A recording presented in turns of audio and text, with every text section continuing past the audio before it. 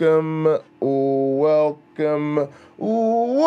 everybody to another edition of Hot Program. We got another great show lined up for you. I am your host with the most from the East Coast, and as always, folks, I am in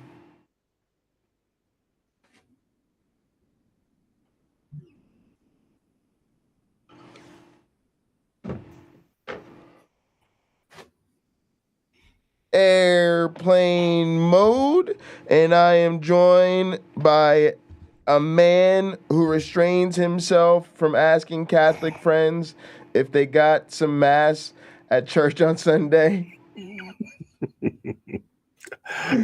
A man who needs no introduction. How you doing today, my one black friend? I'm good, but I don't see you. You don't see How me. are you doing? Oh, I don't have my camera No, on. I see an old record player, a tape deck. There it is. There it is. Now you're gonna regret what you asked for. Oh no. But yeah, thank you. Yeah, I'm doing okay. Had a week that was busy with every task being interrupted by another task. But as I say to my employees, my job gets in the way of me doing my job. And unfortunately. I'm between projects right now, so it's happening here, and it shouldn't. I should just be able to laser focus, but that hasn't been the case. Lena, I'm glad you're back from church. Worst service ever. Sounds like another members only episode and gather. Look, folks. Before we jump into today's topic, all right, let me just remind y'all of what's going on. We are switching from the free version of Gather to the paid version of Gather, and we're asking members to contribute $10. The way to think about this is it's like a restaurant reservation. It's like going out to a restaurant or the bar with your friends, right? So if this community is the type of group you'd want to link up with over a beer, hang out with off of YouTube, Gather's the way to do it. And for the price of that, what we do is instead of paying for a single event per hour or, a few events a couple times, we just pay per person per month. And we use it as a virtual office for our community. On Friday night, Nitty did this absolutely banger set. Just this smash set in Gather. It was our first virtual rave, and it was really something. And, that's the type of thing where if you missed it, Nitty gives us access to the playlist, and that'll be one of the things up on the Ko-Fi, which is where we do our membership instead of Patreon. So yeah, really excited about that, and hope you all choose to join us. We're looking for 15 people to join in the next few days so that we can switch over to the premium Gather for next month. So do consider joining. And if you do decide to join, please join as soon as possible. The link is in the description. All right. Until my one black friend gets back, let's... Oh, he is back. All right, great. All right, well, cheers, gang. Appreciate you all for being here. Hope you're all having a great day. And yeah, Lena, I've got some time later on. We can get together and maybe shoot another episode and gather for the members. And also a quick reminder, starting next week, every Sunday, actually, we're going to do it this week too, but we might just be shooting a thing with Lena or something. But every week at 9 o'clock Eastern, every Sunday, we're basically going to be getting together and gather and having a community meeting. You can call it church, just like we would for my motorcycle club. And everyone that is a paying member will actually have a vote, and we'll be discussing like sort of issues going on in the community, direction of our content, people that we're trying to reach out to vote to have them join our club. So just a reminder that'll be going on every week. And yeah, we gotta get used to pushing our gather and what's going on in our community. All right, now look, let's get into what we got to talk about today. And you know, I'm committed to talking about a lot more of my personal journey with Christianity because I'm in a very raw place.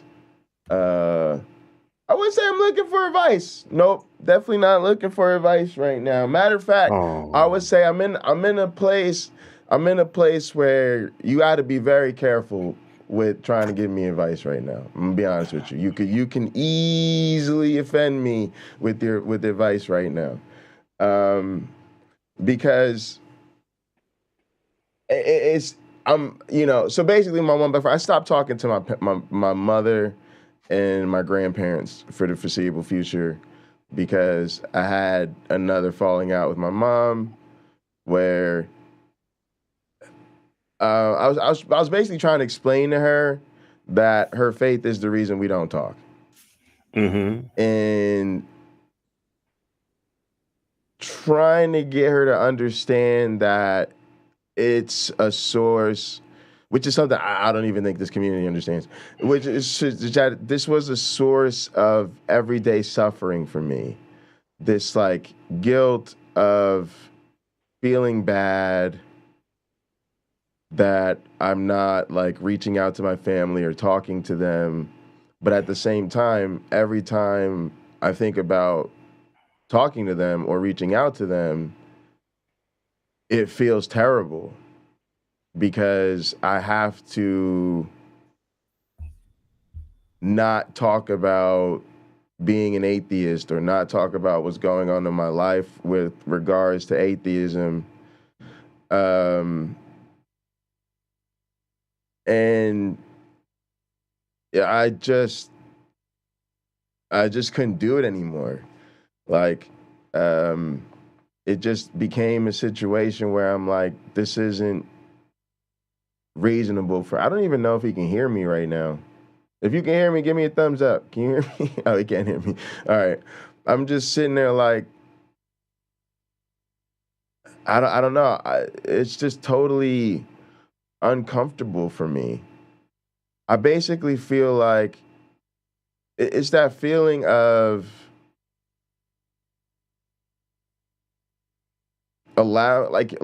like accepting something is teaching it. And I feel like my family, like, I don't know. They just want to be Christian. And it became obvious to me, like, once I actually started to try to have the conversation, it became immediately obvious that they just don't want to have the conversation.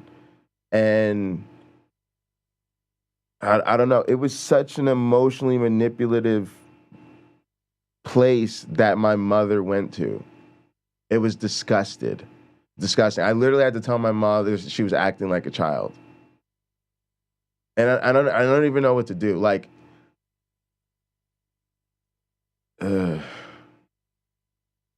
like it was so repulsive. It was like, she literally turned into like a fuckface Frank Turek.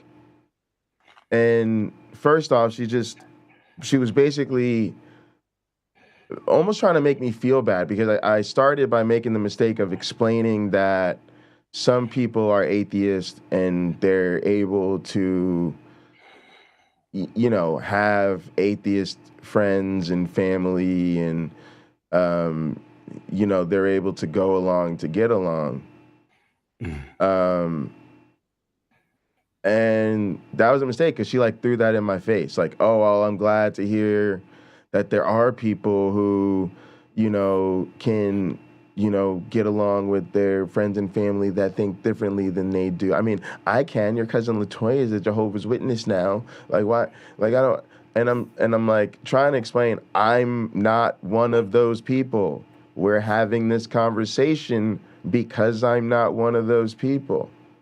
Mm-hmm. And I had to bring it out that, like, to me, they're doing something that I'm not comfortable doing. Like, they're putting part of themselves aside, and I can't do that. It's like, to me, it's like and I told her it's why we use the language of coming out. It's why we say, oh, I came out to my family the same way about atheism we would say if we were coming out as queer or something like that.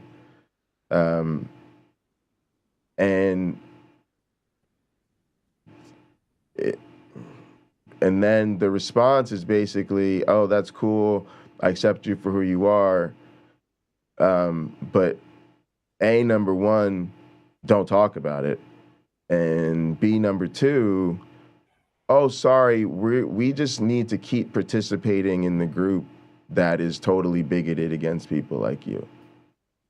And this is the part that I kept trying to explain, and it's just refuse to get it. Just this bland, I don't see it that way. Like this, it was very upsetting. I was very disappointed. I didn't expect it to go down like that. I expected her to, like, get it. Like, oh shit, this is the reason you're not talking to me. Like, this is serious. Like, I need to fucking be here for you. I need to take this seriously. And oh, like, yeah, and I don't know. She didn't take any of it seriously.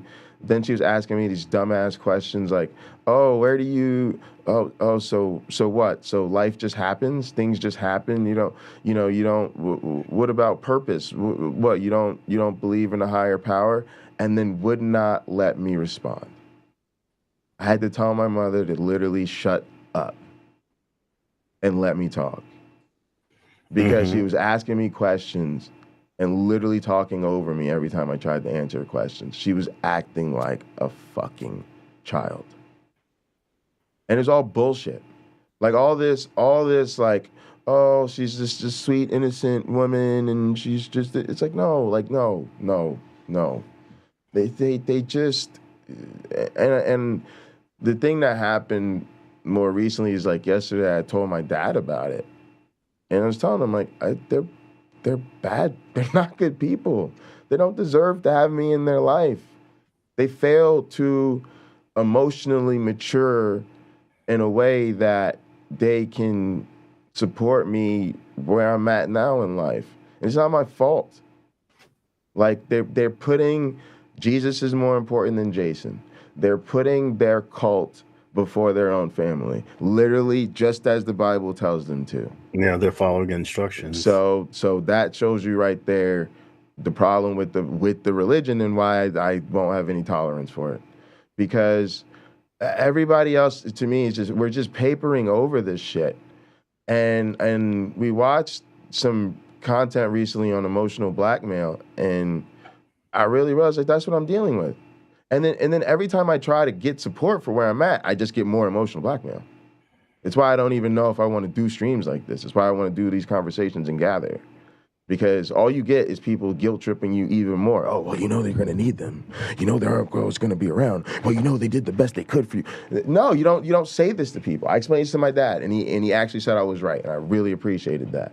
I said, because he said, your grandparents have been an incredible support system in your life, and yeah, a lot of people are raised by your parents, but you've got to, they've done everything they could for you all these years. And I'm like, look, you could be married to somebody 50 years, and you could be the best husband, you could be the best provider, you could be all of that. If you start being abusive and messing up on day one of year 51, and you messing up and your partner's no longer in love with you, that relationship is about to be over. You don't get credit for what you did in somebody's past as an excuse to overlook not doing what you need to do for them right now. And it just is what it is. And he agreed with that. And I was like, yeah, that's where we're at. And I'm not going to hear the excuses because my family are the serious fundamentalists. They are the Bible thumping Christians. And it's like, they don't care about the Bible. They don't care what's in it.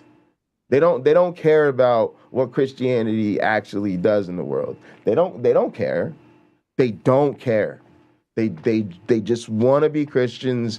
They refuse to listen to anything that would tell them that they shouldn't be Christians. And it just doesn't matter anymore. And it's like, but I'm not gonna like, this is what anti-bigotry means to me. Like, I guess maybe I'm a social justice warrior. I really never intended to be. But look, we're never going to make progress with regard to racism, misogyny, anti-Semitism, and yes, something near and dear to our hearts, the acceptance and normalization of atheism, if we continue to say, well, sorry, I can't make the bigots in the room, I can't hold them accountable for their bigotry because they're my friend, because they're my coworker, because they're my card buddy, or because they're a friend or family member. Because if that's the case, then let's just throw in the towel now. Because if I'm not going to call out my family because they're practicing a religion that's anti-atheism or anti-queer, then or misogynistic, then who the fuck am I to demand accountability for racism? I might as well just throw in the towel now and say, oh, well, if you got a racist uncle, cool, you're good to go. Don't say shit to your racist uncle. I won't either. Then let's just quit now. Literally, let's just quit now. Because if we're not going to push back on family and friends, we ain't going to change a goddamn thing in this world. So we seriously might as well just quit now.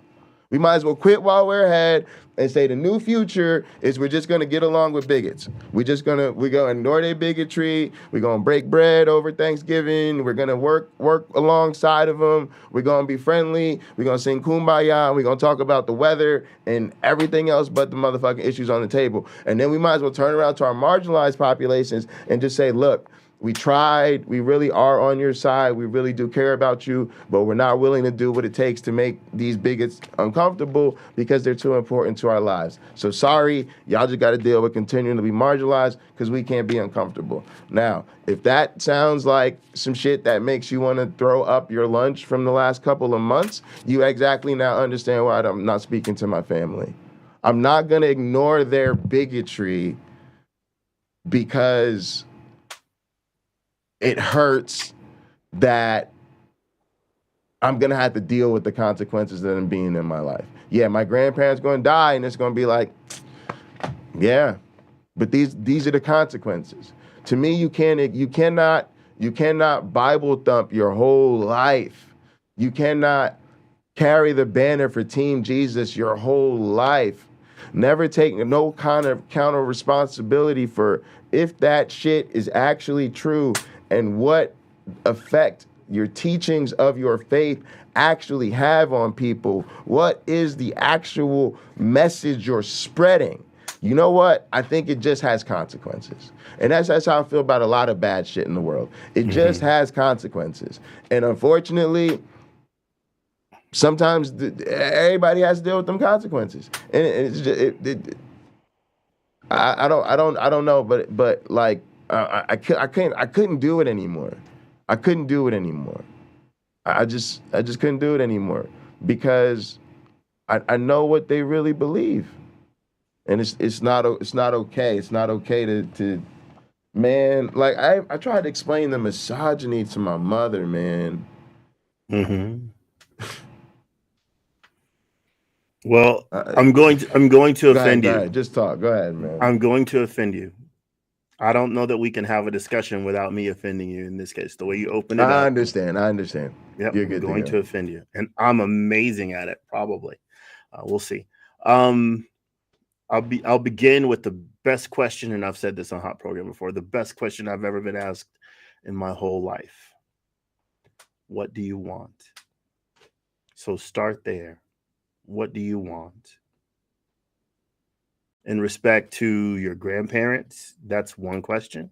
And maybe two, one for grandmother, one for grandfather. In respect to your mother, what do you want? Start there. If they're gonna be Christian, if they're gonna keep being Christians, I honestly just don't think I want anything from them. I don't think there's no. But that isn't true, is it? You do want something from them. So go one by one. Grandmother. They don't offer. They don't offer anything other. They don't offer anything other than God. Like, that's just who they are. They're literally. They're like figurines living in a fucking snow globe. Like, I don't know. Like, here's how I'll put it to you. This is how deep it's gotten lately.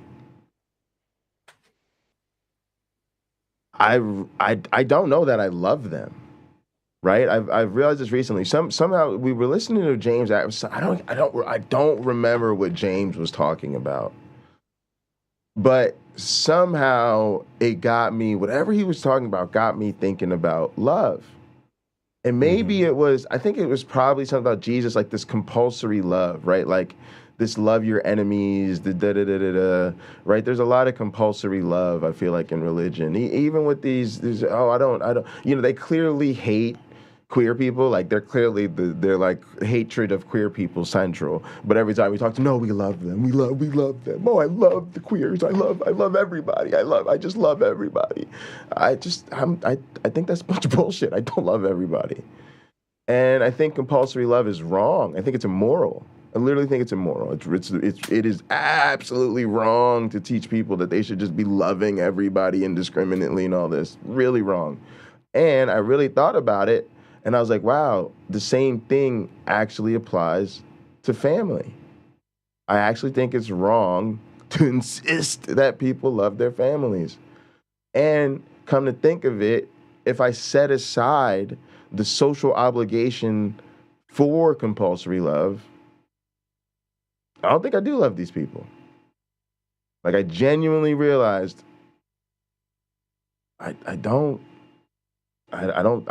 not sure that I do love these people. I'm really not. I'm appreciative.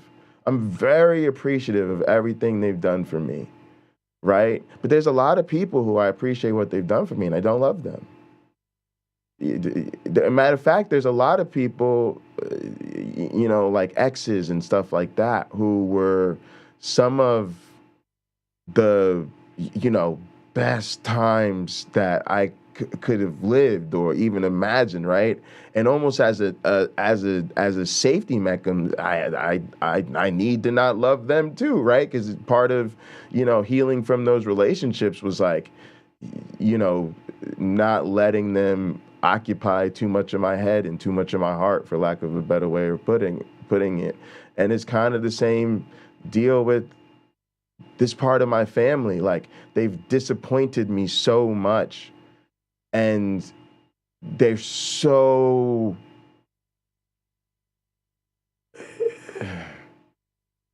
cruel about it. Like, I hate to say this, but I really, when you take the rose-colored glasses off, you start to see the manipulation. And these are some deeply manipulative people. And what I actually want is to not have a relationship with them. That's what I want. Like, really, like, that's what I was trying to explain to my dad. Like, I like, as for the foreseeable future, I don't want to. It's hard for me, because that comes with sacrifices, right? It comes with, losing a lot of my emotional and social security system. My mom's a constant source of, guidance and life advice and financial support and advice. And, my grandparents are always, positively reinforcing my identity. But I can't have that going on in my life with the people who are actually causing the pain I'm dealing with. And that's always been the problem.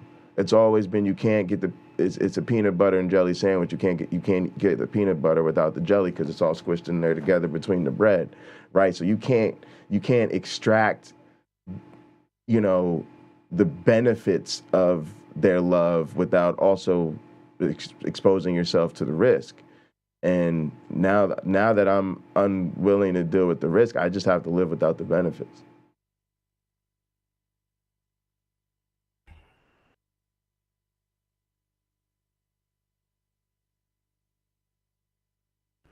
Can you hear me now? Yeah, I can. Can you hear the fireplace fan in the background? I can. Okay, I'm. But it's all right because we can see the fireplace. So if we were there with you, we'd also hear the fireplace. So hear it's the crackling fine. fire. Yeah, it's the fan. It's actually super. It's actually super nice because everybody else is always faking their fireplaces. Oh. So you're leveling up here. Yeah, we got real. Oh, look at that. That's some real stuff right there. That's yeah. It's a great scene. It's not even warm. I'm sucking every bit of cold air, thanks to physics, right past me to go up the flue. So, like, I don't know that this is doing what I want to, but I do have a members only jacket right there that I can put on and keep myself a bit warmer. But look, I think let's break this down. If love is a recipe, let's just, again, I'm sticking with your grandmother as an example. Sure.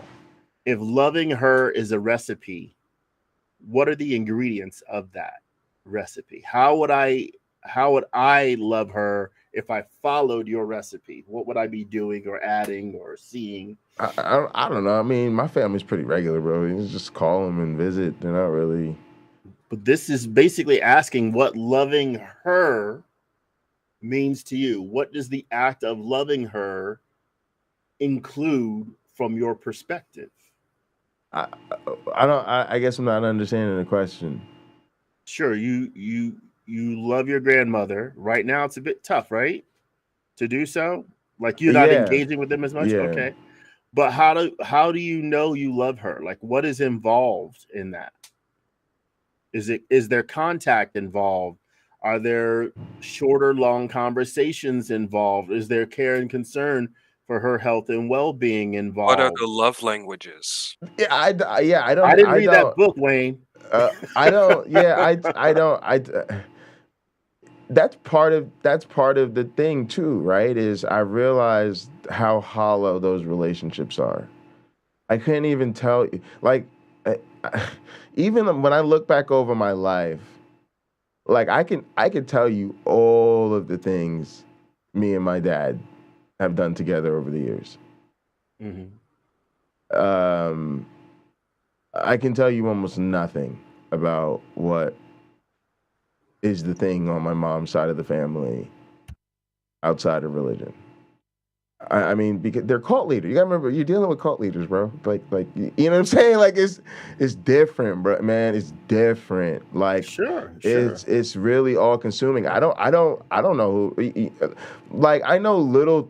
Like, I barely know my grandmother outside of her faith. Like, I know stuff about her life history, and I remember when she worked at the police department as a dispatcher and stuff like that. But, you know, the church is like the center of their life, and so being around them feels like it feels like, and that's part of the problem too. Like, I wanted them to retire. Like, that was really important to me because then I could say to myself, well, at least they're not right now running a church that's spreading all this nonsense. I can't hear you. Thank you. From your perspective, them being in ministry, they are poisoning the minds of their congregation, right? 100%. Or not right? 100%. And you feel that affects society in a negative way. Yes. If I understood you right, you feel that this is they're learning to be, their religion teaches them to be a bigot. Yes. And there may be other lessons in there, but the only one, well, the one that you seem to have a problem with from listening to you is the bigotry. I have a problem with.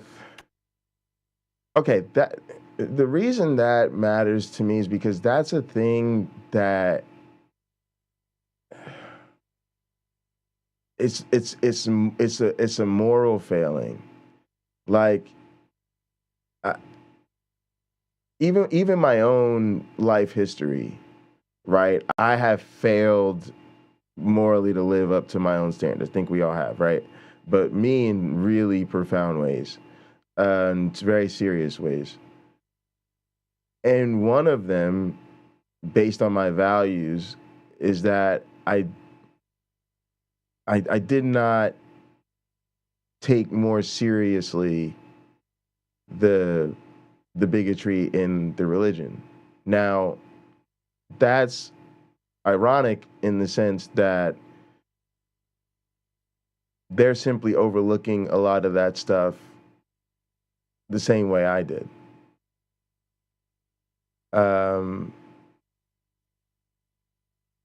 But it wasn't.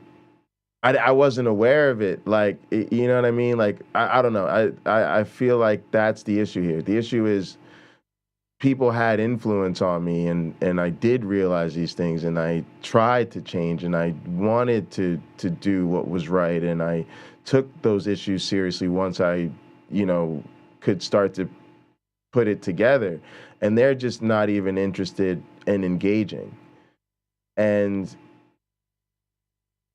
I have a hard time. Like I said, when I was talking to my dad, I was like, they're I don't think they're good people. Like I just think I don't know.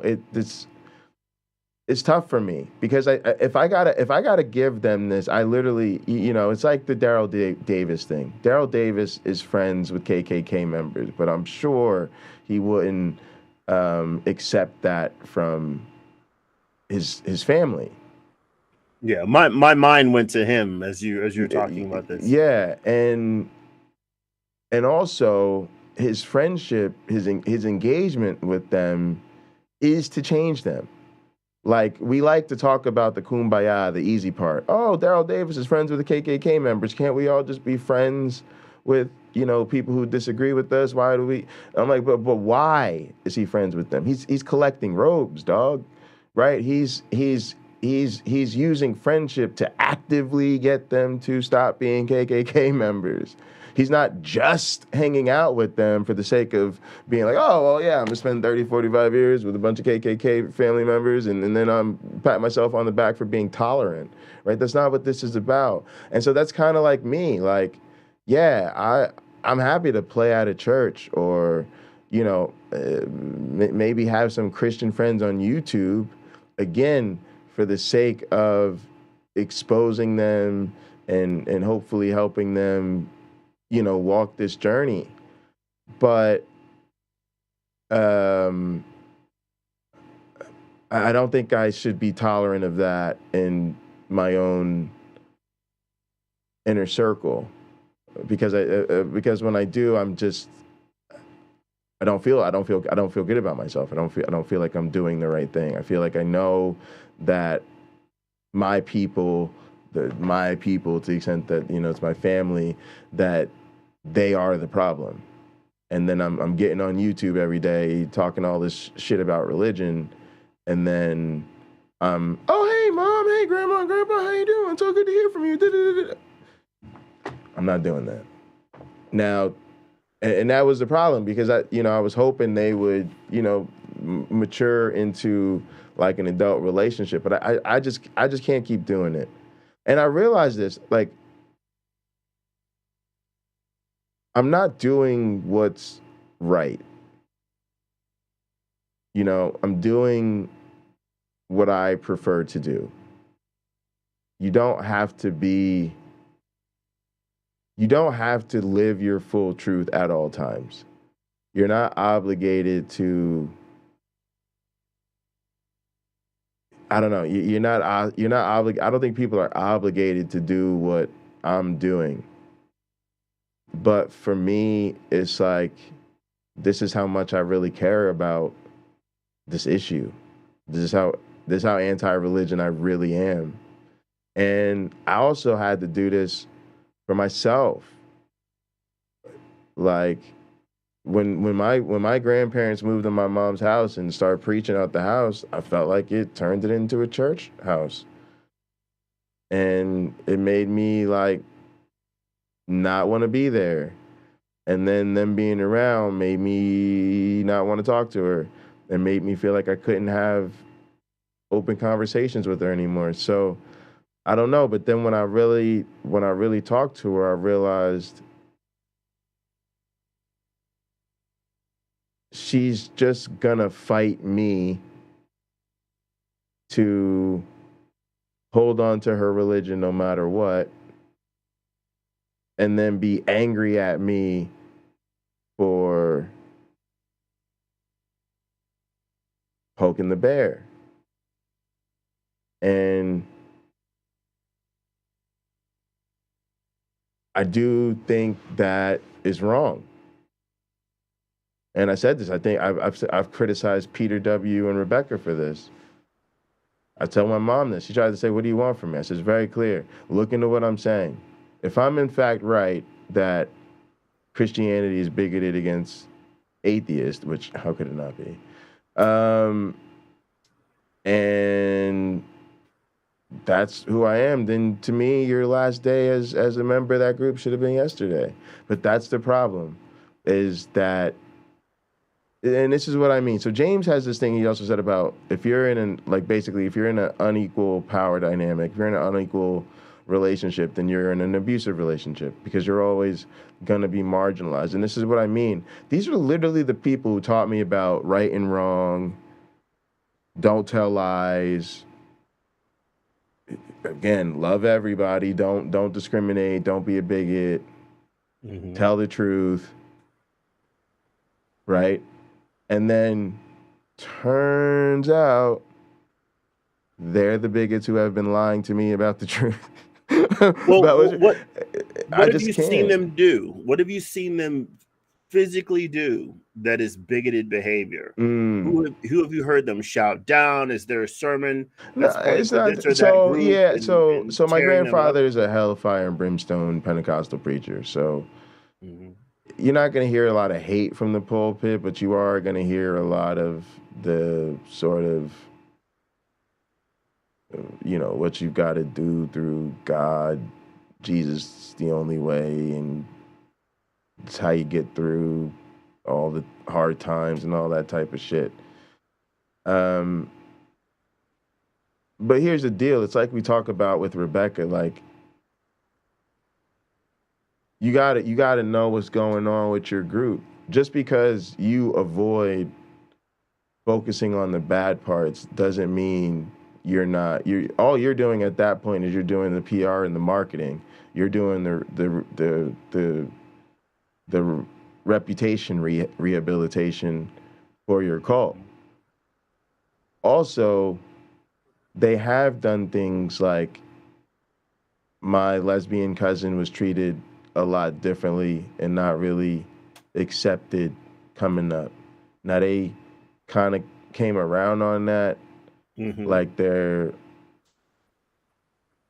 accepting of her, but I don't even know what that means, because to me, like, and I don't know that it's for a fact, but I'm almost sure they didn't actually do anything to make amends, right? It was just, let's ignore it now and spend time together type deal. They didn't come to my mom's second wedding because they don't believe in divorce.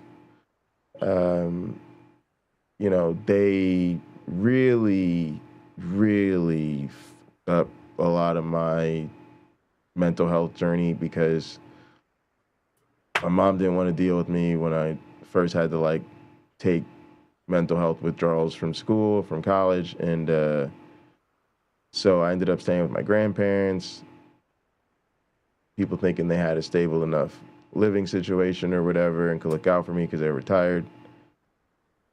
But, when I had issues, everything was like on this Jesus type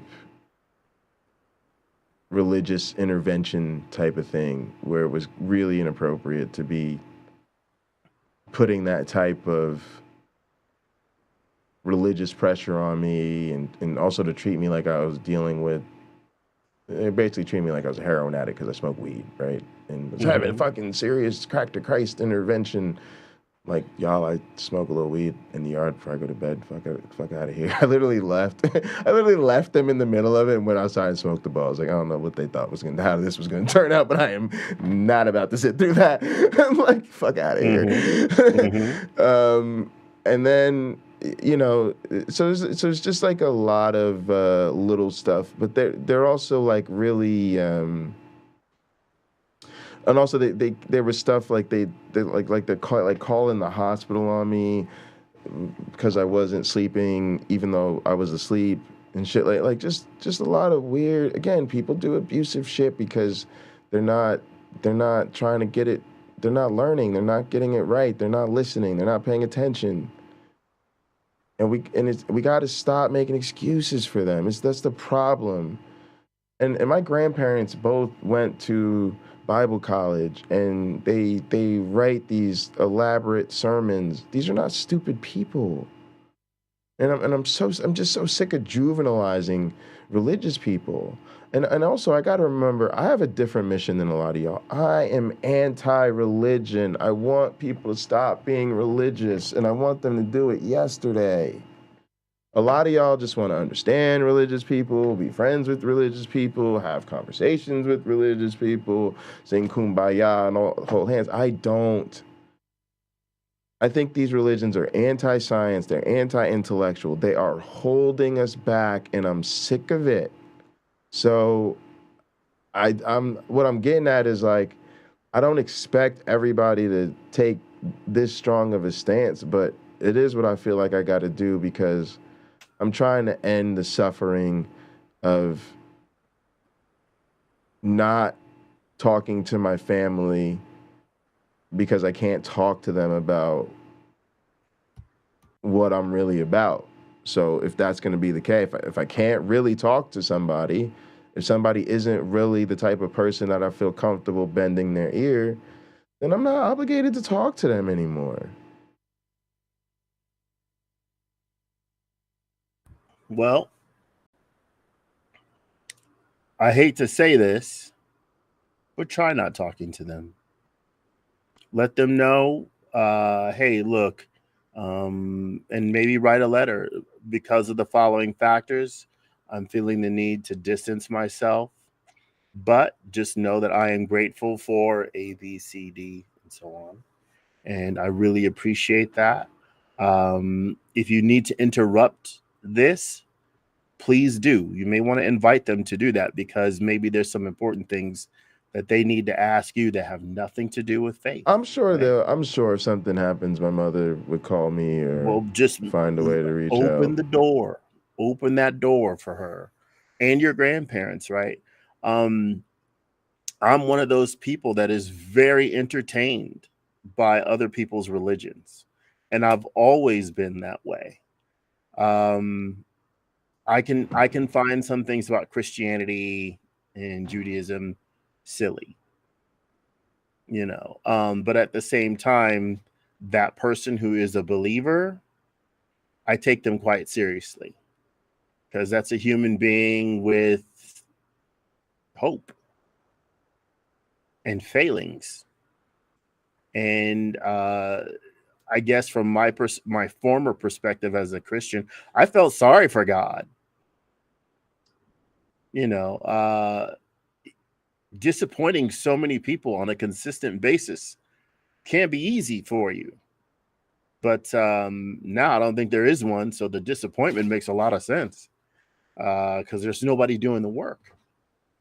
So in this change that you'll be making with your family, or that you're in progress of making with your family, you got to let them know that that's the state of things. And you have to let them know what they can expect from you and how you'll be there for them, if at all. And you may want to write a letter to each person explaining, hey, grandpa, here's what I have to tell you. Grandma, here's what I have to tell you. And you may want to write something that's worth them sharing with their congregation. Because there's, just like you and I were atheists in many of our audience, sitting in the pews, not ready to call it quits, going to church yet. There's going to be people in that room that are going to hear what you have to say and say, you know what? That guy's right. It's unfortunate they would just never do that. I hate to say this, they're not that intellectually honest of people. They're just not. It's sort of funny. We do a thing with our families because we love them, which is, and I don't mind talking about there's a lot of wonderful things about my family, and I don't mind sharing those. But to be honest I'm trying to be honest with myself about who they are, so that I'm being more honest about what to expect from them. They're just not that intellectually honest, especially not with this topic, right? And that's their defense mechanism. Their defense mechanism is not to look, not to listen, don't talk about this, and quite frankly, to make people feel bad if they do. I don't know that they're clinically, I guess clinically narcissism is not even going to be a thing anymore. You're just going to be able to say, it's just going to be a personality trait or whatever. I'm not sure if they're really the narcissist or if they've just playing out of the narcissist playbook from religion. But at this point, I actually think they are really narcissistic. I really do. I think what's happened is they're so deep in the faith that their personality is almost like completely intertwined with the problematic approach to Christianity. And this is it's really sad, but this is kind of where I'm at with it. It's even one of my frustrations to kind of transition a little bit, and we can tie them together, but it's part of my frustration with this community and a lot of the content that I see in this sort of atheist Christian conversation community or whatever. I really think that it's part of the reason we're trying to focus more on Gather in like our small community, because I really think, I don't know. I think the conversations we're having have very limited potential. And part of it is I just think I don't even think we're not having the same conversation, and I don't even think we're having the right conversation. Here's what I really feel like is going on in our community. We have these people who are Christians, and let me just put it to you just like my family. They just want to be Christians. They just want to be Christians, y'all. They just want to be Christians. Y'all already know the three big things: hope, meaning, purpose. Okay? And instead of talking about how much they really just want to be Christians, because that gives them hope, meaning, and purpose, or a sense of community, blase, and the flavonoids, we sit around having conversations about everything else that has nothing to do with why they became Christians, why they remain Christians, or what they'll have to do to actually leave Christianity. And instead, we're sitting around talking about, well, what's the ultimate basis of your reality? Is morality subjective or objective? What's the epistemology of the axiology of the ontology of why? And then we're sitting around talking about philosophy, and well, do you accept the Big Bang cosmology? And well, what about evolution? And da-da-da. Why? It just has nothing to do with why these people are Christians. Nothing at all to do with. This has nothing to do with why. Nothing at all to do with why they're Christians. And then on top of that, who, if you're anything like me, and a lot of y'all are not. A lot of y'all are just atheists. You've just converted. You're atheist. You're good to go. Now you're no longer a Christian, and so that's the new thing. Me, I am vehemently and likely violently anti-religious. And I have some people who, to me, are supposed to be the atheists. They're supposed to be anti-religious, and they're sitting around going, "Yeah, that's great. Yeah, let's talk about that. Yeah, let's get into that." And then we're just we're so happy that we have a friendly conversation, that we let them make us talk about these distractions for 2 hours, and then we congratulate ourselves about how nice we've all been to each other. Oh, isn't it great that we could sit down and have these conversations, and even though we disagree, we're just buddy, buddy, buddy. Call me if you need anything. Da, da, da, da, da. Nah, bruh. To me, like, it is time to talk more about the bigotry. It is time to talk more about the impact religion has on society. And why on earth do these people want to defend this thing, especially if it's not true? And so that's why I don't know Christians and Gather, y'all. I'm not trying to encourage these people. I'm not trying to make them feel warm and fuzzy inside. I'm trying to get them to understand there's some serious problems with your religion, and you seriously need to look into it. And if we are going to have conversations with these people, we really need to get at why they continue to want to identify with this cult, rather than letting them distract us with all this nonsense. Well, the cult is community. The cult is validation. When you were a Christian, did you ever evangelize? I did. You did.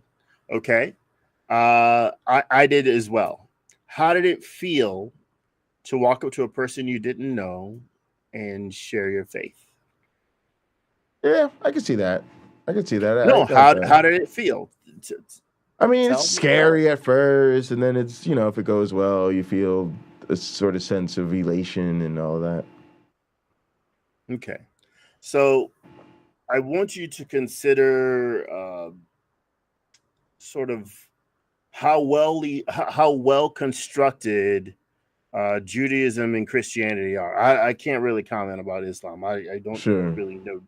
I've had like 3 conversations in my life about Islam. But anyway, Christians have been told they will be persecuted for their beliefs. Right. So when a person goes to downtown Santa Monica, California with a bullhorn, and they're on the beach telling people about Jesus, completely ruining the day of many people walking by, right? All the people who, they don't want to hear anybody's music. They don't want to hear anybody else's radio. They just want to enjoy their loved ones and their friends down at the beach. Right. And the dude with the bullhorn telling them about how wonderful Jesus is and how awful hell is not doing anything to increase the loveliness of their mood. Finally, someone walks up to the person with the bullhorn and say, "Can you stop this? Like, you realize you're disturbing all of these other people. Now it has come to fruition what the Bible has told them. They're being hated, even though there's no hate there. They're being hated, right, for bringing forth the message. Right. It reinforces the belief. Right. So that person will listen to the person asking them to stop and then pick that bullhorn right back up, because God must be blessing me. There's a blessing forthcoming because I'm carrying forth the gospel. I'm doing what I was told. Again, the brilliance, the sheer brilliance of the con men, in my opinion, who constructed these two religions blows my mind. They must have seen it all come, and that's why they were able to, I know how to combat that. I know how to rebut that. They were just geniuses about it. That's what you're competing with. And now you're the one trying to rationalize with them, telling them, hey, there's no metal sky dome above the earth. Right. And they're looking at you like that doesn't even matter. That's not part of my right, faith. right. But it is. But it But it is. is. It's the core. No, It's the no, Bible. it's not. Right. No, it's not. You're trying to tell them that the earth isn't flat, which they will more than likely agree with you. Right. But if you try to show them in the Bible where it says it has corners and it's set on pillars, no, that's not what that means. Right. You are dealing with people who have been taught, and a lot of times they'll give you a rationalization that is right out of the Bible. It becomes their reference book. It becomes essentially a way of, if you want to look at it, a tint on some lenses that helps them stand in the brightest light of knowledge and not go blind, right? To filter out what you and I are saying, what our audience is saying, when we speak to them about things that are rational, when we share with them a rational perspective. It's not what they want to hear necessarily. The Bible already tells them what they should be paying attention to, and they do. They do pay attention to that. They need that. They love that. They appreciate that. God is on their side. God is helping them. If a prayer doesn't get answered with what they wanted, then God has answered that prayer by saying no or wait. The system is darn near faultless until the day comes when you really need it to work. And then you really have a long, hard look at it. And you realize maybe this has all been live action role play. When I I have my esoteric opinions about the Gospels and the Bible and how all that was written and that Revelation came before the Gospels, blah, blah, blah. I just continually disagree with people, just continually disagree because I have my own perspective. And maybe I'm wrong. And maybe I'm right in thousands of other people who study this before me and teach it for a living are wrong. And I'm right. Could be. But the beauty of it is people get to form their own perspective. You are competing with leaders, your family, okay? You're competing with leaders who have mastered coloring the perspectives of their congregations. So in order to trump that, either you have to single-handedly prove the Christian religion and the Hebrew religion false. Good luck with that. It doesn't take much, but the difficult part is convincing people, because people show up every week or nearly every week that they can to a church to be reconvinced, to have that idea, that passion reinforced. And that's what you're competing with. Again, you said it a moment ago, hope, meaning, and purpose. I celebrated with my neighbor. She just turned 88. So she's in a way, she's like she's an inspiration to me. I love her very much. But yeah, she just turned 88. She didn't get there without God in her mind, even though longevity is on both sides of her family genetically. She takes pretty good care of herself. She's probably was like essentially gonna make it this far and even further, even though she talks about dying all the time. But the point of it is, in her belief system, and she knows I'm an atheist, and we once in a while she'll say thank God, and she'll look at me like, you're not thanking God, are you? Like, no. But where she and I have succeeded in our friendship is that we matter, not her faith or my lack of faith, us. Because at the end of the day, faith is an aspect of her life, and smiling in a way that seems like I'm approving, but I'm really just enjoying hearing what's coming out of her mouth in terms of faith, is my way of dealing with it. Right. I'm going to talk to my aunt, see if she'd like to come on program so she can give us her perspective about how her and I interact with her being a minister, and me thinking it really is like, it's got a few nice things to say in Christianity, but for the most part, it's just made up. It's just made up. There are ideas that aren't good in there. So you can, I guess, ask the questions maybe that your family won't answer. She's fine. That'd be great. That'd be great. I'd really appreciate the opportunity to do that. I'll be on my best behavior that day.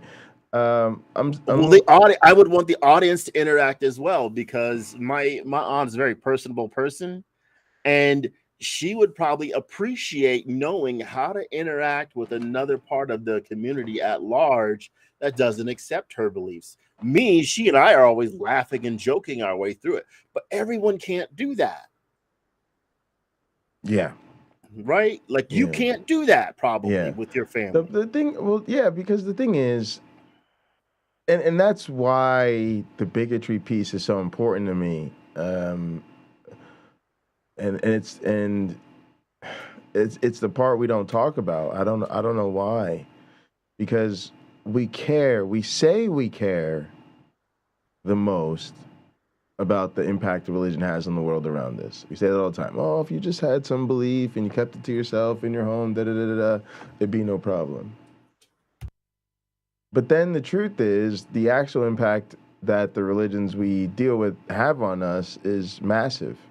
And they're constantly reminding us that they do it because the doctrine demands that they do it that way. But then we don't have those conversations. We avoid those conversations. And so what it does to me is it allows them to basically ignore that. They're looking the other way. They're saying, I don't want to go there. I don't want to talk about that. I'm not a bigot. I love everybody. And then when we, the people who are really equipped to say, hey, you got to pay attention to this, we're going, oh, no, I'm happy to look the other way too. And then to me, that just reinforces their identity, because they want to focus on the good parts and we want to focus on the good parts. And I just think it's important that we provide meaningful pushback. And part of what I think we have to do is, I got to be honest with you, I want to do a stream about how they have an answer to everything. They have an answer to everything. Religion, they have an answer to everything built in. So do I. Yeah, so I think we have to bring them social consequences. I do think that that's what it's going to take to meaningfully turn the tide against religion. It's going to take people deciding, and I don't think we're there yet, but I think we will be there. Like right now, I say KKK, a lot of people go racist, intolerable, da-da-da-da-da. If I say words like Nick Fuentes and Kanye West, people are going, absolute, intolerable, anti-Semites, don't have dinner with them. Even having lunch with them is a terrible, awful idea. But then when I say Christianity, people go, oh, I love my Christian friends. They're just wonderful. Oh, they're just the best people. I think eventually we'll get to the point where we're just like, oh, yeah, no, really, Christianity really is the problematic. And when we get there, I think that the thing that will get us there is people really starting to treat the Christians in their life differently, because the book's got an answer to everything. So now what you first want to undermine, at least in my opinion, is that warm, fuzzy feeling. You to me, this is a powerful statement. Now, like I said, I don't think what I'm doing is something everybody should do or can do. But I do think it's a good thing to do. I think it's a powerful statement. I think if you really can distance yourself from Christians in your life, especially if you can make it clear that their Christianity is the reason you're doing it, I think they got to think about that now. Every single Sunday, my mom sits through a sermon or whatever to, like you said, reinforce her belief and feel all those good feels. She's also now got to feel the tension of, but wait, this is also the reason my son won't talk to me.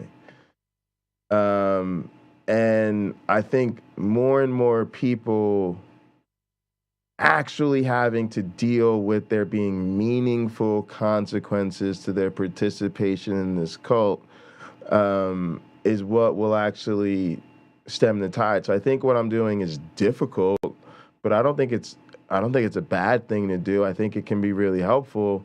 It's just it's a tough ask, so you can't ask most people to do it.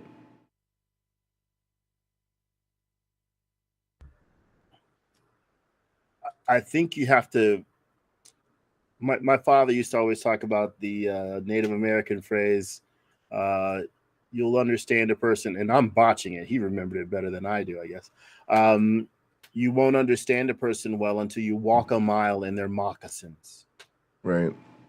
So you have not worn your mother's moccasins nor your grandparents' moccasins. You have not. Sure. However, because they have an answer for everything, and this is actually something I like, and I've been told this numerous times. Oh, you have an answer for everything. You have an answer for everything. Right. Well, I'm lucky enough that I can also say, I don't know, but let's find out. Right. When I don't have a ready to hand answer. In high school, I asked my Latin teacher, who was also an English teacher, I said, I'm writing something, and there's something I say that I've never had to write down. Can you explain it to me? She goes, sure. I said, used to. How do you write that? Because I know I have an accent, as I had then. And she said, it's the words used and the word to. And I look at her. She just shined a light on it for me. So I thank her. I go back to writing my thing. I had been saying this since I was a child. Basically, probably since the first year I could talk, I had been saying this expression, used to. But I say used to, never had to write it down. Someone was able to take something I didn't really understand it. I used it. I understood how to use it. But what I didn't understand is how I could give a written communication to show someone else what I mean, what I was trying to express. I needed her for that. In many people's lives, your mother and your grandparents are those people who take that Bible and they translate it into a way for them to pass it on to others, right? To communicate to others. At the same time, my teacher perfectly understood what I was asking her. Often ministers don't. They don't have a cultural context for what they're saying. They don't get that. Even if they went to seminary, a lot of new opinions have come along as they've dug up old scrolls. Right. Somebody comes along and gives a completely different take on something that has been agreed upon for 1,000 years. You have the higher critics, the Dutch radicals and things like that. They've never heard of these things. They don't know the opinions of these people who scrutinize the same text, which they claim to love so much. And you got to think, Pocket Locker, most Christians do not read the Bible. So this is essentially the instruction manual on how to be a God-fearing Christian. And they haven't read it. Well, look, I have a smart TV. It does way more things than I ask it to. Or excuse me, it's capable of those things. But I'll probably never access the Netflix on my smart TV because I have an Apple TV and that's how I watch Netflix. I don't know how to set it up. I could probably figure it out. But the instructions that came with the TV will tell me if I really want to know. You have a group of people who statistically, and I don't know if they're unwilling, maybe you have to say it, it's that they don't access the manual. If I read through the instructions and I see errors the way it's written, like I buy a lot of Chinese things, we probably many of us probably do, and I can see that the translation into English wasn't something that someone scrutinized a lot. The phrasing is strange. They're using unusual wording. It's so unusual that you can't even tell what they're trying to communicate a lot of the times. It would be fair to say some of those people are probably the guy or gal in charge that's probably doing their best to use Google Translate or some other tool like that to help them. And it's not working well, but they're doing their best. When you speak to your family, sometimes that's you. You're doing your very best, but it's not communicating in their language. The best way to refute a claim by a Christian is with their very own Bible. If I'm having a discussion with a rabbi and he starts pulling out stuff from other rabbis that have made commentaries over the years that contradict what I'm saying, I kind of have to slow down because I'm like, well, I didn't read that guy. I'm not familiar with his opinions. So can we just go back to the source material right here? Because it says right here, A, B, C, and D. Let's just focus on this, right? Because right now, like the guy you're citing, I'm the guy with another opinion. Right. And we're trying to work out what this really says. Again, I'm going to quote Rabbi Sherwin Wine. We know it. The Bible isn't for children because then it would have to be clear. It would have to clearly state what it's saying, right? And it doesn't do that. Right. And it out and out tells us in places that this is kind of written in a code, so the average person just doesn't get it. They just won't get it. Because they're not going to put in the work. They're not. See, I think that's the point. They're unwilling to put in the work to truly get it.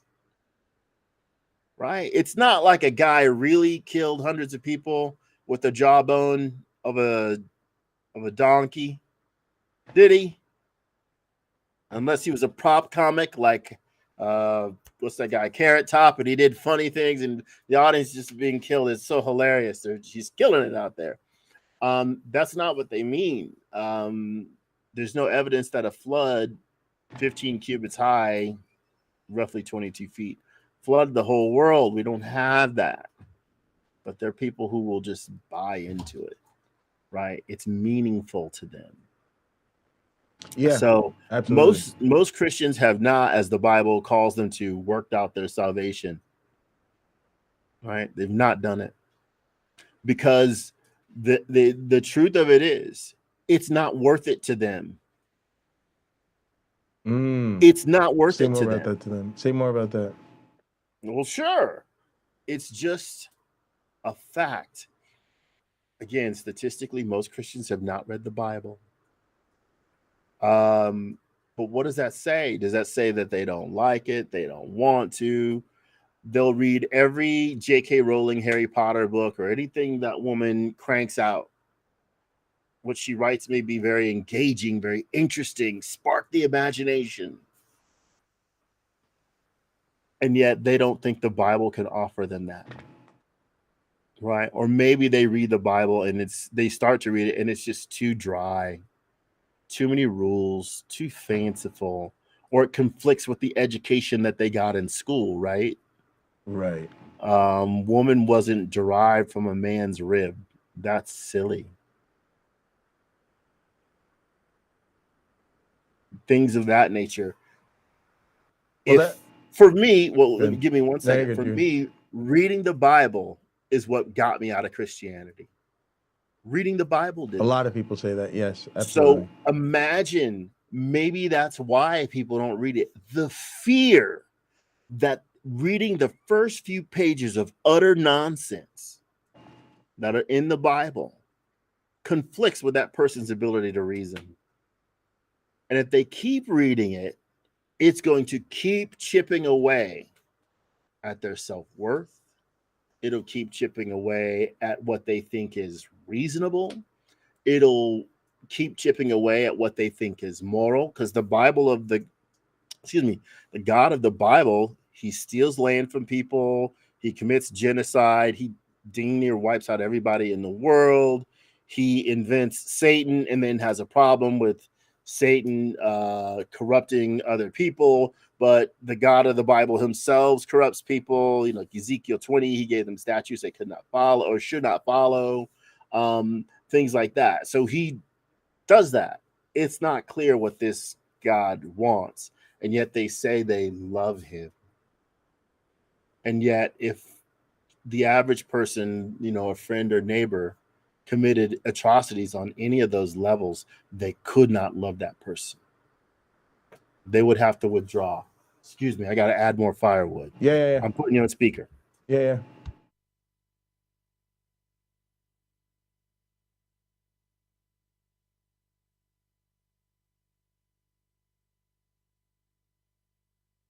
Yeah, so it's really interesting, but that's kind of the deal, where, and I've said the same thing about students, like teaching evolution, and that a lot of times what you get in the classroom, it's not so much that a student is anti-evolution, it's that they're not willing to put their eternity on the line or at stake for what they consider to be, quote unquote, just a theory.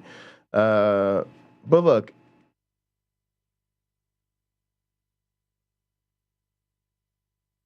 a lot of times I think we overthink these things. Part of it for me is I just don't think that people are being honest with themselves.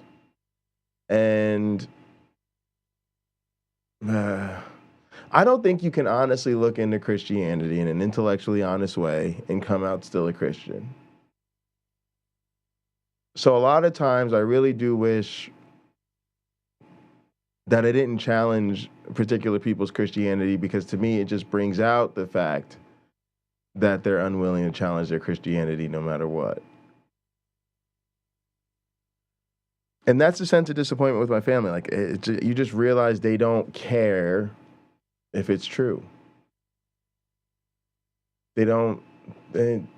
That's not the most important thing, and it's just weird. Yeah, I don't know. It's difficult to deal with, but it's the same thing we're dealing with in this community, where we're having these conversations, and sometimes I'm sitting there like, am I the only one that notices that these conversations don't matter? That these people just stay on the same tip. We've explained the problems with their viewpoints over and over and over again. So why are we patting ourselves on the back, congratulating ourselves for having conversations with people who aren't listening? I mean, it's crazy. At some point, we need to hold ourselves accountable to stop talking to these people who are wasting our time. Or we need to start actually demanding some accountability for continued engagement. The irony, of course, being it'd be hard to continue to find people to engage with, because people to actually be deconverting. So we hold ourselves up to the standard of having these honest conversations with people who aren't actually being honest with us.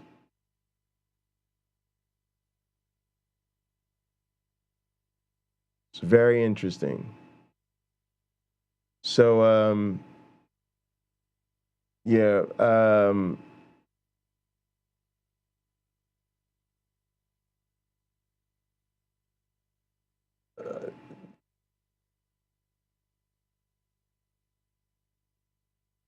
they don't care if it's true because they think they know it's true, and so does everyone else. Yeah. Yeah.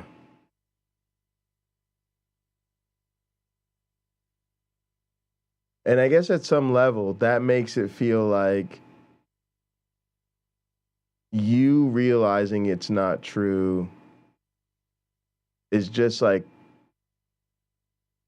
something weird going on with you. and it doesn't demand anything of them. So yeah, I don't know. It's tough. But yeah, Lena, let's get together and chat offline. I think we can get together and do a follow up on church and gather. Please consider. Do we have the bot going again? Please do consider joining our flight crew, becoming a member for $10 a month.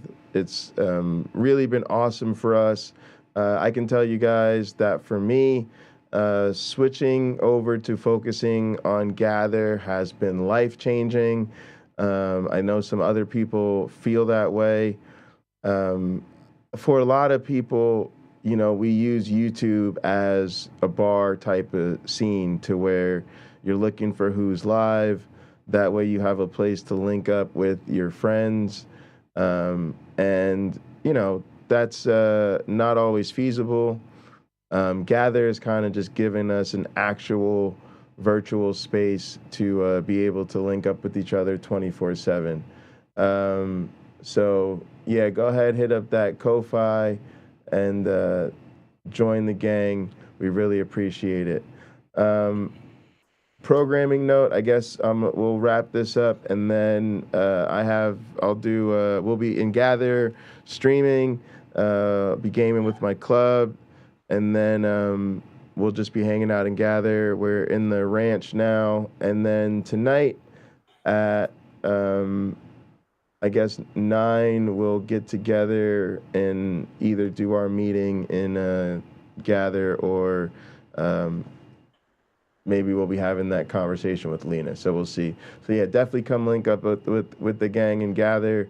Currently we can fit 10 people in, but we're hoping to push the capacity beyond that. All right.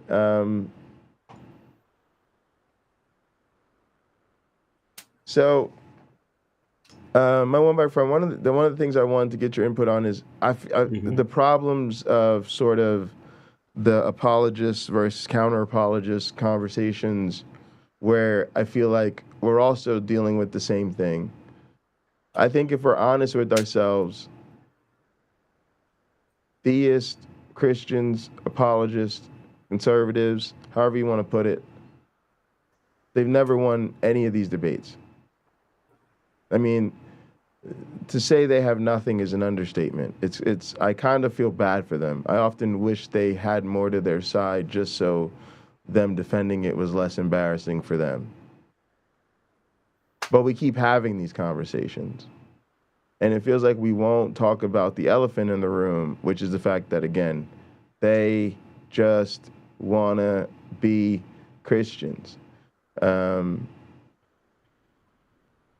Does that ever frustrate you, or? It doesn't frustrate me because I'm entertained by it so much. Are there Christian points of view that are harmful? Yeah, but there are Christian points of view that I could consider beautiful too. I wouldn't want those to go away. The harmful ones, I would. I think Christianity is supposed to be some sort of a soap for scrubbing away hypocrisy, but it doesn't do that very well because it's meant for human beings. A dog might get away with it okay, and maybe even a cat. If they understood Christianity, they'd probably do a fairly good job at being great Christians. But individuals with lack, wants, needs, desires, survival instincts, being duplicitous, there's a lot of things it just doesn't correct in the average person, right? I go back to sell all you have and give it to the poor. Like, if you would be perfect, sell all you have and give it to the poor. Man, virtually every Christian I've ever met has got an issue with that. Right. Do unto others as you would have them do unto you. Wow. Turn on your television. You got all manner of people trying to stop trans people from having rights, gay people from having rights, complaining about the woke movement. And as we showed on this program, Christianity is a woke movement, but they don't see it. They don't see it because they're not following the mandates. They're following some of what they remember. They haven't embraced it all. They've embraced what they feel is expedient to their lifestyle. Right? They haven't made themselves uncomfortable enough, as the gospel calls them to do, because they know. Again, I'm using this term. It's live action role play. It is. It really is. It's live action. And if as I read the Gospels or Revelation or whatever, Jesus and pals are live action role playing what they read in the prophets and Revelation, because they're trying to bring it about now. They think that 2,000 years ago was the time. The time is at hand. That doesn't mean just give it a couple of thousand years and some stuff's going to go down, guys. That's not what the Bible's trying to say. The only the one who's smartest about it is Enoch, saying, not for this generation, but a remote one. Boy, he saved his bacon with that. Right. Because nothing has to come true in his time. Right. It can all come true later. The New Testament isn't giving us that. It's saying it's imminent. It's now. It's here. But it's there back then. So yeah, I really do think if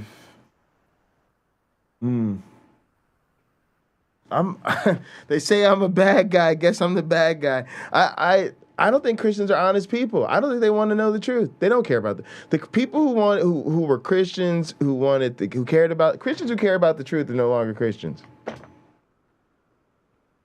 I think that's the real difference between us and them as former believers. We looked into it enough. We read the Bible. We read about the Bible. We learned about what was going on. We said, oh, if God created the world, let me learn about the world, and I guess I'll learn more about God. Whoops. And I think for them, they just went the hope, meaning, and purpose track. But there's something else going on with the apologists, right? Because the apologists have been exposed to all the counter arguments, and they know that, they sort of understand the other side, but again, they still just want to be Christians, which reveals something I think deeply flawed about their character. Well, it's trying to preserve their character. How do you it's a difficult thing to do your best when you don't have the tools. It's a difficult thing to do your best when you've been told not to. It's a difficult thing to do your best when the people telling you what your best should be were wrong. What they described to you was wrong. And I think that's what a lot of Christians are wrestling with. That is why it's so difficult, because they've been given they've been prescribed a list of things to do that simply aren't good enough. Right? The mandates, some of the ideas are wonderful, but how do they live that way? They don't have great examples of that. When Jesus says, sell all you have and give it to the poor, well, there were people who were sponsoring him and his disciples walking around. Is the average Christian going to have that available to them? Well, they may not. They might, right? But they don't know that. So they never go all in. They never push all their chips in the middle. They won't do it because it's uncertain. Well, I get that it's uncertain, but you said you're a Christian. For your family, what's going on there is, it could be, shouldn't say it is, it could be that Jesus says, like, if you don't love your family less than me, he says hate, but some people will say that means love less, then you're not worthy. And they want to be worthy, especially your grandparents, because they have more days behind them than they do ahead. And the irony is I'm feeling the flip of that, which is at some point I think a lot of us have to love truth and justice and whatever it is that has me on this tip more than we love our families as well. You know, it becomes, because to me it's like drawing the lines like right is right and wrong is wrong. And being family doesn't give you a pass. It's not really saying I don't, you know what I mean? So that's interesting, but to me, and then again, they're on the same tip. This is what happens when you reach what we call irreconcilable differences, because they think they're right and they've got to hang on to what they did because it's right, and I'm like, well, I can't deal with that because that's not what's right for me. So it's hard, but that's where we're at with it. Do you have any closing thoughts, my one black friend? I do, and this is a strange one. I'm currently, as many of you have heard, I'm interested in selling my house. But one of the things, since I was gone so much in the last 12 months, I've been away from my house like 8.5 months. I realized like I can live with very little. Like I just don't need a lot of things. And yesterday I was sorting through some clothes. Ugh. If Cam is watching, and Wayne's watching, that I can't fit anymore, which are way nicer than the ones I can. I said I could sell everything I own if I just had a sale where I sold every single item in my house for $1. I could actually buy what I need and have money left over. That's pretty good. I could buy just the things I need, even for work. So maybe I couldn't sell my computer because they're expensive. But I don't think you should do that. I don't want to, but I'm probably not taking much of these things. If I move or when I move, I'm not taking much with me. I got a few bicycles that I'm fond of. I'm weird, man. I really don't. I'm really anti-Bible. Like, I don't think asceticism is a good thing. I think it's immoral to tell people to sell other stuff to the poor. Absolutely immoral. Like, but that's Jesus. That's Jesus for you. Yeah, I think it's immoral to love your enemies. That's not where I'm coming from when I say I can sell everything I have, each item for $1. No, I know. I'm just mentioning it. That's it's a crazy command. I own a lot of stuff. I'd rather have the money than the stuff at this point. So,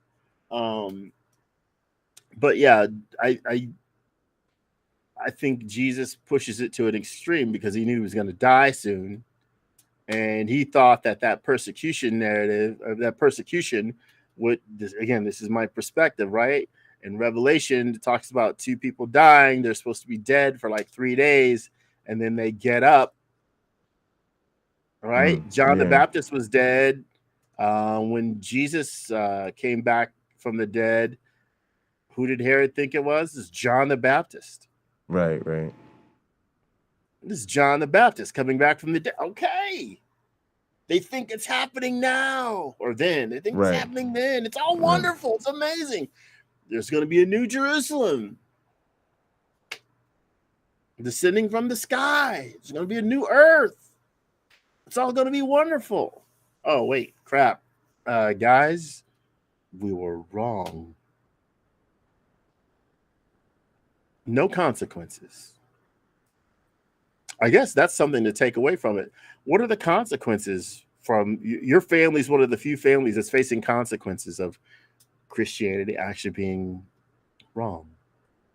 Mistaken. That's what I'm saying. Most of us, this is the call to action for the community. Like, we have to start to make these people feel some type of consequences. Again, my goal is to make it hard to sit in the pew on Sunday morning, because it's not going to be about philosophical arguments. I hate to disappoint you. It's not going to be about science. I hate to disappoint you.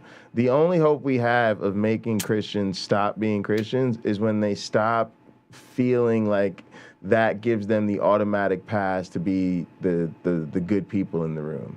When you start to undermine that soft and fuzzy feeling with really letting them know, I think Christianity is the worst thing about you. I think you're a great person, except for this Christianity. And yeah, I do think some people are going to have to face meaningful consequences in order for them to even consider reflecting on their faith. Maybe.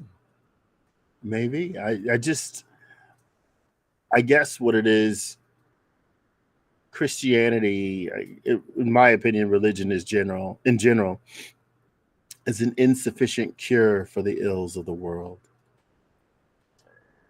Excuse me. It can provide some comfort. That's not disputable. But it can also, for some, it can make things worse. Maybe as you get older, you'll be given more and more medications to take to help sustain your health. Some of those medications will have bad reactions. You'll have a bad reaction to those medications if you combine them with other medications. But if you give a sufficient, gap of time, you won't. But you don't know until you start making those decisions.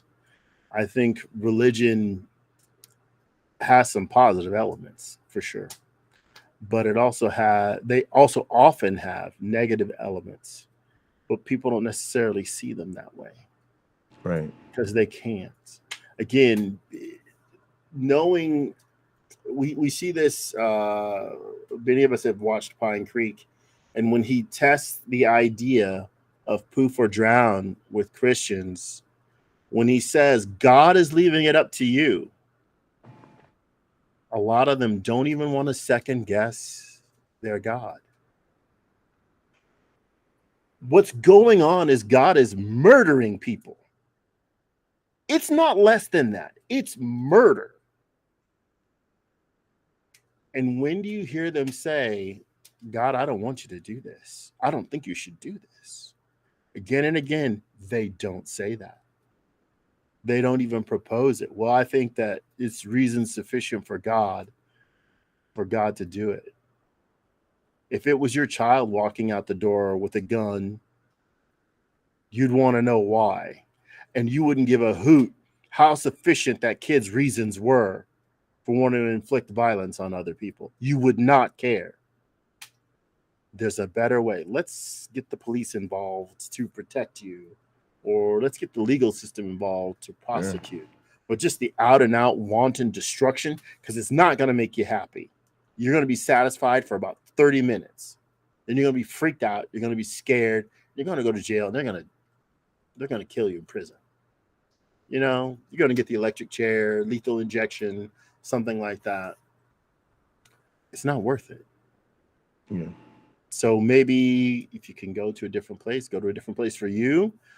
Stepping away. Again, I think you should write a letter, tell them what the boundaries are, what you'd like the boundaries to be, and allow them to respond to you and tell them what it takes. Here's what it's going to take to heal all this from my perspective. They can like it or they cannot like it. I joke when I was building custom beach cruisers. I say they come with two options: like it or not. That's it. I'm not building it for them. I'm building it for me and hoping someone else will buy it. Right. Buy my kinetic art piece here. It's very expensive. But I think that's how your approach is going to need to be with them. You have two options: like it or not. And you can come to the table knowing they're not going to like it. But you have your life separate from them. And you have to set up all the parameters that make your life work in a healthy, consistent manner. It's your opportunity to get it right. So you're not willing to throw it away. Right? You're not willing to throw it away. So you have the hard work pocket locker of making great decisions that are going to help you adjust and help them adjust to the change that is surely going to come out of all of this. Yeah, absolutely. All right, let's wrap this thing up. Thanks so much for tuning in, everybody. Thanks so much, Pakman. Really appreciate the opportunity to chat with you about this. Thank you. Don't forget to like the video, subscribe to the channels, and then join us and gather if you want to continue. Please sign up for the Ko-Fi if you want to help our community grow. The link is in the description. And as always, be good to yourselves. And each other. All right. In the name of the Darwin, the Dawkins, and the Christopher Hitchens, science bless you all.